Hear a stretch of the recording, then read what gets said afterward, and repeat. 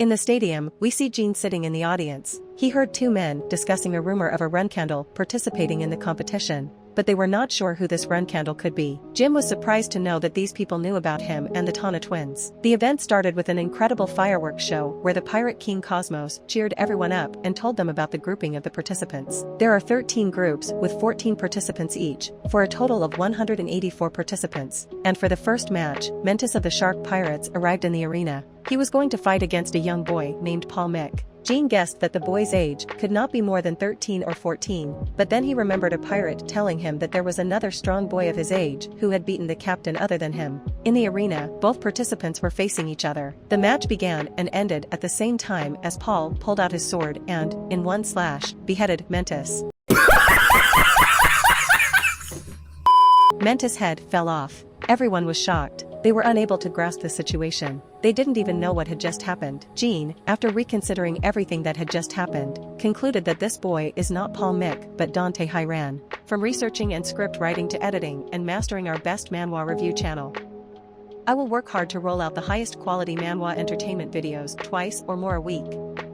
If you like what I do here, please consider supporting the channel. To learn more about how to support the channel, check out the link in the description box down below, and if you can't give or simply don't even feel like it, that's okay too. I am just happy you're here. Thank you so much. Paul put his sword back. Everyone was cheering for him, but from the crowd, Jean heard a familiar voice. It was Veradin Zippel. He was overexcited and was cheering Paul on like crazy. Jean thought to himself that Veradin could be on a mission, and he would get in trouble if he was found out by him. Veradin saw someone and asked why he was here. Jean knew that Veradin was talking to him, but he ignored him.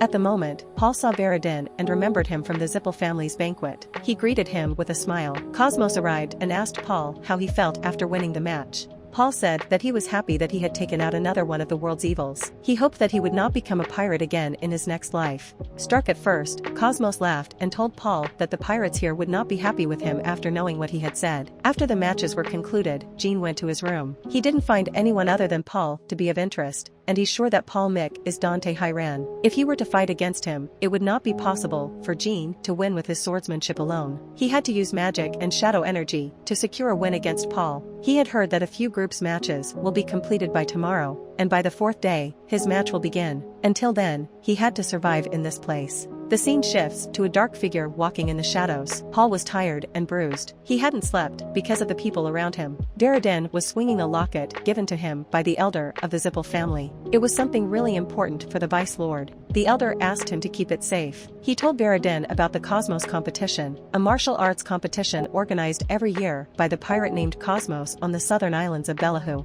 Veradin acted as if he didn't know about it and asked the elder how he would know about things like these. The elder told him that Dante Hiran would be participating in this competition this year. This will be a good chance for Veradin to learn about the strengths and weaknesses of his future rival. But on the island, Veradin is getting bored because nothing interesting has happened there for the last 2 days. While checking the matchups, Veradin saw a man named Jean Grey. He knew that Jean Grey was Jean Runcandle. Veradin became very excited only by imagining the battle between Dante and Jean. In his room, Jean was calculating the participants. Only 147 are remaining, as 35 have been killed, 5 died in the double match, and the others died outside of the arena. And because of this, there's no chance for him to sleep, as no one knows what could happen. During his training sessions, he was trained to work without sleep, but this was his first time not sleeping for 4 days straight. Jean heard footsteps coming to his room, and he thought to himself that the enemy was pretty confident. He took out his sword but stopped by looking at Dante. He was tired and requested that he let him sleep. He had seen him and knew that Jean was a real martial artist. That's why he came to Jean. He became unconscious and fell there. Jean realized that he was being attacked by a lot of people because of the smell of blood coming from him. People hunting for Dante came near Jin's room. Emotional, damn it! But Jean killed one of them and asked them if they had heard the rumors about his room. One man said that he knows about him, but they are not here for him. They want Paul Mick, who went into his room. Another man shot a poisoned arrow at him, but he caught the arrow and killed all of them. The scene shifts to Dante, who woke up abruptly but was happy to see that Jean had been protecting him all this time. Jean told him that the people who were hunting him were the subordinates of a pirate named Cyclops Joe. They were trying to capture the man from the Runcandle family for money. Dante explained to him that he's a noble from Beemont but not from the Runcandle family. Paul said that he owes his life to him and asked Jean how he could repay him. Jean said, an eye for an eye and a life for a life. Dante said that he would put his life on the line for him if he ever needed him. Jean told him to do whatever he wanted, but for now, he wanted to sleep. He asked Dante to protect him and wake him up before the match in Group 13 begins. Dante thought to himself that a man who had protected a complete stranger was someone he could trust. He was happy that he had made a great friend. One after another, Jean Grey and Paul Mick were slaying their opponents like a knife on butter. The audience had this debate going on about who was stronger, Paul Mick or Jean Grey. A man said that Jean Grey is no match for the reserved flag bearer of the Runcandle family. The scene shifts to a group of stronger participants who were disappointed because these two, Paul and Jean, are the finalists, and because of them, this year's done for them. Another man said if they manage to have a good number of strong people, they have a chance against them before the winners group starts. But another man stopped them and said that people are calling Jean Grey the god of death, and they should know why they are saying so. Also, since both of them are sharing the same room, it would be impossible for them to handle these two. They agreed to this and opted out of the matches. Only the ones present in the room know about it, and they should not let Cosmos know about it. But Cosmos came to know about it. He was furious at the people making these plans behind his back. He ordered them to get rid of the whole program, and the left-out participants would become a sacrifice for these two. Also, for these two finalists, Cosmos ordered to increase the dividend rate as much as possible. The scene shifts to the most anticipated day of the event, the final match between Paul Mick and Jean Grey. The stadium was overwhelmed by the number of overjoyed audiences it had received. Veridin Zippel was there. He asked his subordinates about the winner. They said Paul Mick would be the winner as his swordsmanship is more refined than Jin's. He asked Veridin on whom he was going to place his bet. Veridin said that he'll bet on Jean Grey, and the amount will be 100,000 gold. His subordinates were shocked. They told him that even if Jean wins, his dividend will be 3 times that amount, which would be 300,000 gold. Will the pirates pay him that much money for winning? Veridin said that Cosmos is a well-known pirate and has possession of many islands. He could pay this amount. In the arena, while Cosmos was introducing himself, people went over the board and started throwing stuff at him. They wanted him to start the match. Cosmos understood and called out the finalists, Jean Grey and Paul Mick. With a grand welcome from the audience, the participants entered the arena. Also, quick reminder as we are going through the recap, if you are new to the channel, some of you watching are not already subscribed, and if that's you and you want to guarantee you're always up to date with all good content like this, so feel free to hit that subscribe button and join us on the road to 1 million subs. And if you enjoy the video, or if you found it interesting, let me know by dropping a like and comment on it as well, would be seriously appreciated. Let's continue, and without wasting any more time, Cosmos started the match. Both the participants were in an attacking stance. Paul threw his scabbard and coat and, in a flash, attacked Jean from above. Jean blocked the attack with his sword and repelled it. Paul said that he knew small techniques like these would not work on him. He charged a huge amount of energy on the tip of his sword and said that he'd do it properly. Jean was ready to take him on. Paul struck Jean with his sword, but Jean blocked the attack again. This attack was so powerful that it created a huge cloud of dust, making them invisible. The dust cleared out. Everyone was eager to see the result of that fierce strike by Paul Mick. Both participants pushed each other and dealt many consecutive hits. At this point, Jean understood that the first attack of Dante was the fastest, and now he is saving up his stamina for the later half of the fight, but he could prevent that by matching their tempos at this point. The audience was shocked and exhilarated. Dante complimented and warned Jean by saying that he should use any other trick that's left under his sleeve, as after this, he will not get any chance of doing that. Jean was about to increase his speed but was disrupted by the horizontal attack of Dante's sword. He dodged the attack but got hit by the reverse swing of it. Dante saw this and held his attack. The audience was cheering for him. Dante, in his mind, had an idea of all of Jin's strengths and weaknesses. His fighting type is destructible swordsmanship, which he gets from his high stamina and over-the-top physique. This had made Jean face him for this long. Dante was about to finish the battle with his last swing, but then he saw Jin's face and hopped back.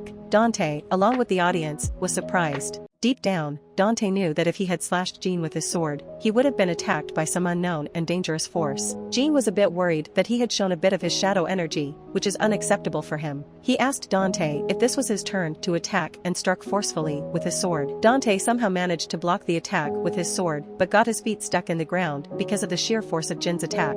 The toll took its toll on Dante's body, but he repelled Jean. Jean warned him not to take him lightly and told him about his true identity. He introduced himself as Jean Runcandle and also told Dante not to make this fight shameful by holding back. He said this using Dante's real name by calling him Dante Hiran. Dante now realizes that Jean knows about him. He apologized for showing a shameful side to him and requested that Jean have another battle with him. They both crossed their swords. They crossed their swords and took an attacking stance, but in an instant, they flashed towards each other with nothing to hold back. The first crossover of their swords ended with a trail of multiple hits swung by both swordsmen, resulting in Jean Runcandle being hurt. Jean took the opportunity of his positioning and swung his sword upwards, disbalancing Dante and then striking him down with all of his force. This attack trampled the ground, but Dante, in the very slightest interval of time, dodged it. Using his speed against Jean's strength, Dante tried to land a horizontal strike, but Jean dodged it. Jean was expecting Dante to be at his limit, but he's still not backing off. Jean knew about people like these. They were born centuries apart from each other, having a talent in swordsmanship gifted by God only to know how worthless this talent is without having a body that can handle it. Their bodies are weak and fragile, so their talents cannot be fully expressed. Jean can see and understand the lonely suffering and disappointments that Dante gets whenever he sees his thin and frail body, and the amount of suffering he has gone through to make this body able to do what he is doing right now. On the other hand, Dante was thinking about his opponent, Jean Runcandle, the 13th son of the Runcandle family, blessed with everything, from the talent of swordsmanship to a physique that supported his ambitions. But there was this desperation he had. Dante is still in confusion as he hasn't figured out the cause of Jin's desperation. It may be because of rage, as he's the last one on the line of succession,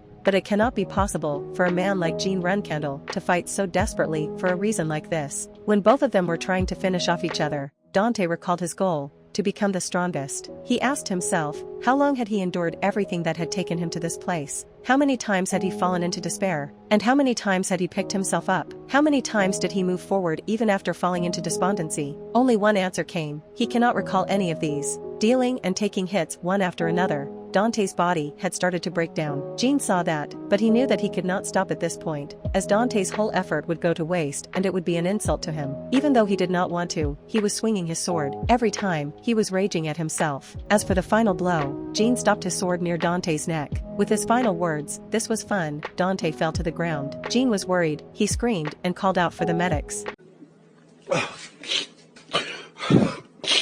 Just then, Veridin appeared and used his magic on Dante. He assured Jean that he would not let Dante die. Veridin was using healing magic on Dante, but deep down, Jean knows that this will not work. This healing magic will only increase the feeling of pain that Dante is suffering from, as Dante's body is completely torn and will not be able to heal. Just then, Veridin showed Jean the charm that was given to him by the Elder. He asked Jean to keep it a secret between the three. One of Veridin's regents came running and asked him not to use that charm, but Veridin didn't listen and ordered him to cover them with his cape. He did the same, knowing that this was wrong. With the Zippel emblem on the cape exposed, the Cosmos knew that members of the Zippel family were here. He got the hint and told everyone in the audience to close their eyes and ears, as something bad was going to happen. Everyone did the same by closing their eyes and ears. Jean asked Veridin about the charm that he showed him. Veridin told him that he had recently gotten it from the elder of this family. It was a drop of numerous blood. Jean was surprised, knowing that it was really a drop of numerous blood. The god of hope, Numerous, was dead due to some unknown incident. On his deathbed, he left behind 8 drops of tears and 100 drops of blood. These tears are known to have the power of resurrection, i.e., to bring the dead back to life.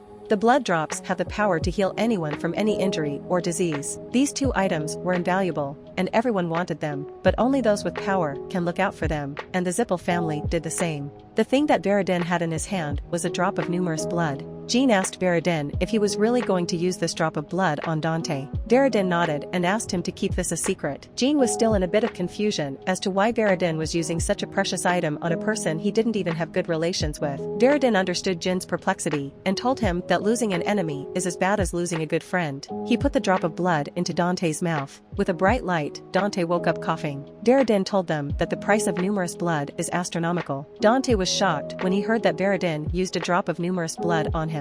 Veridin asked Jean for a request in exchange for the drop of blood he used. Jean was in a bit of trouble when he heard he had to offer something. First, Veridin asked him to have a drink with him, and second, he asked him not to act like they didn't know each other whenever they met again. With a smile, Jean agreed. Before this incident, Jean thought that Veridin Zippel was a complete fool, but now he thinks of him as a cool fool. In the night, at the bar, the 3 Nobel aristocrats were drinking together. Veridin was amazed as the winner had to pick only one reward, but Jean took both rewards with him. Jean said that only one reward was not enough, as he was almost dead at this place. He gave one of them to Dante. Dante didn't really need this reward but accepted it as a gift from his friend. Veridin also asked for a gift from him. Jean opened the chest and took out a treasure map. He gave the empty chest to Veridin, and he was happy with that. هاكر هاكر هاكر يا جماعة لو انتبهتوا لحركاته. Dante asked Jean why he hadn't used his secret ability. Jean asked him the same question, which made Dante embarrassed. Dante asked him not to hide anything the next time they fight, and he will not hide his abilities either. Both agreed. Veridin was fascinated by the fact that these three friends will fight in the future to lead their families, but it would be better for them to remain friends. Jean laughed it off. Veridin asked them to raise their drinks for a toast. Jean thought to himself that with this friendly relationship between these three aristocrats and a history of rivalry in their families, what would fate have in store for them? Enemies but friends, friends but enemies. It would be interesting to see how this relationship between these three will end. In the end, Veridin asked them about the Veridin impersonator, but on the other hand, the broken and completely ripped-off pirate Cosmos was frustrated with the aristocrats. Dante asked about the impersonator, and Veridin told him about it. He said that it all started after the incident with his uncle Andre. He did not want to say it in front of Jean, but said that the main suspicion is on the Runcandle family, but it was just a rumor that hasn't been confirmed yet. Jean asked him what he was going to do next. Veridin told him that he's thinking of hiring a high-ranking mage to find the imposter in the Zippel family. Jean told him that it would be better for him to use this opportunity to improve the public's opinion of him. Veridin liked the idea and told Jean that he would go through it after reaching home. Jean went back, saying that he has a lot of things to do. Dante and Veridin tried to stop him, but he didn't listen and went to his room. CASHAPP received a letter from Jean saying that he had defeated Dante Hyran, won the Cosmos competition, and achieved the 6th star of swordsmanship. Now he really wanted to meet Jean. Back at the mansion, Jean showed a man the treasure map he got from the competition. He asked about the details on the map. A little girl named Julia was playing around with a cat, but when she saw the map, she became fascinated and asked them to let her look. She observed the map thoroughly and pointed her finger, saying that there was something they needed to be cautious of. There is something that the people there are protecting. Saying that she began crying, she became sad. She started screaming that she didn't like it and that she was scared. The man held her and called her guardian dragon, Latri, to calm her down. Latri came into the room and used his powers to calm her down. He handed Julia over to her parents when she fell asleep. They were relieved and thanked him. Murakan asked Latri what she saw. He told him that Julia saw the past of that place on the map. It was because of a grudge. It was a scene of primeval land. The natives of that land remain secluded and follow their own god. One day, a group of unknown mages arrived on their land, saying that they wanted to learn about their religion. After that, they started digging up the ground to find something, but then one day they killed a child. After that, they went on a rampage and killed other natives, and they ordered the remaining to find something for them. That thing was a divine relic. Latri drew a picture of it on the paper. It was a silver mirror, but a bright light was coming out of it. This artifact came to light when a brave reporter revealed to the world the brutalities of the Zippel family. This mirror was his. All of this information points towards the location of the mirror. The scene shifts to a man sitting in the forest, drinking alcohol. It was the same ruins where the dead of the Colin were lying.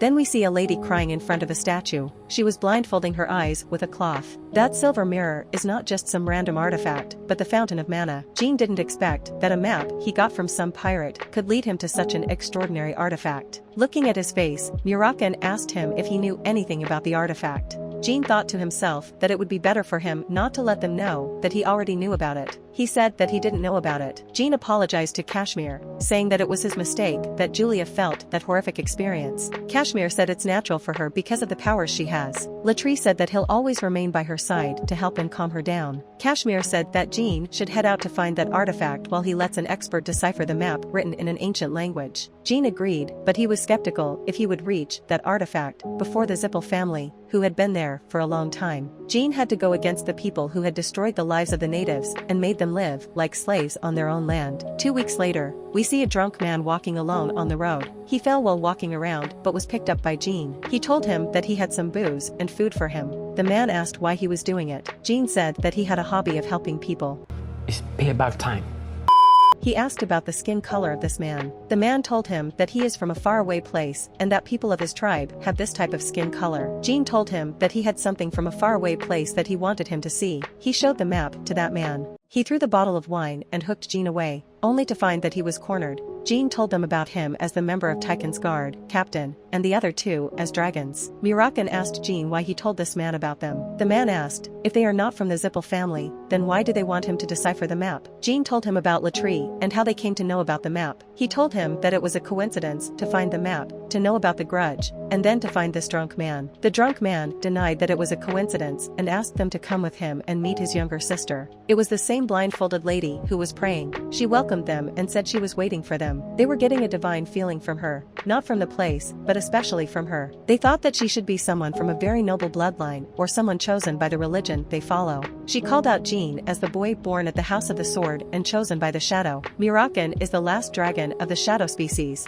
and Latrie is the treasure of AZ Mills. This surprised them. Jean was familiar with this aura. He asked Lausa if she's a god, but she denied it, saying that she's only a vessel. Murakan told her that she was the astral projection of an ancient god. He also told her that she wouldn't be having this incredible insight for very long. This was true, as Lausa said that the black dragon had rubbed salt on her wound. Jean asked her, what god's projection is she? She said that even if she told them about him, they wouldn't even know. She asked them to show the map to her. Jean asked if she could also tell him what was written on the map. She read it out loud. This map was written by her grandfather. It had two destinies, one of the disasters of the Zippel and the other of the hope of Jean Runcandle. Her prayers had paid off. She asked what she should make an offer for. Murakan mocked her by saying that she should just ask for help at a time when she's about to lose her powers. She laughed it off and said that she does not believe in help that comes from sympathy or compassion. She asked Jean how long it had been since he last heard the voice of Soderette. She can use all of her remaining power to call Soderette for him as a reward. Murakan asked Jean what he was going to do now.